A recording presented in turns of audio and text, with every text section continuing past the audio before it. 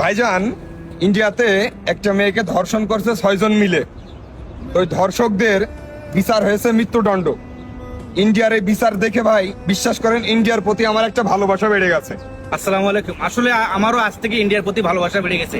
আমার বাংলাদেশে কিছু দালাল আছে যারা ইন্ডিয়ার বিরুদ্ধে কথা কয়, ইন্ডিয়া আমাদের কোনো সময় বন্ধু হতে পারে না, ইন্ডিয়া আমাদের শত্রু। এর দেশে নেই কিছু ইন্ডিয়ার সাথে লড়াই করতে চাই।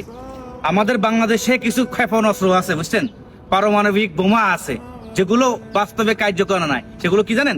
কিছু লোকের মুখ, এই মুখ দিয়ে এমন বড় বড় কথা কয়। আমার বাংলাদেশে 4 বছর শিশু থেকে 8 বছর শিশু পর্যন্ত ধর্ষণ হয়েছে, আজ পর্যন্ত এটার বিচার হয়নি। ইন্ডিয়ায় নগদে বিচার, খালি এই প্রথম নয়, ইন্ডিয়া এর আগেও ধর্ষণের বিচার অন দা স্পটে করে দিচ্ছে। আর আমার বাংলাদেশে ওই আসামি নিয়ে গিয়ে আবার জেলে ভরে রাখছে, ওরে 3 বেলা খাতি দিচ্ছে।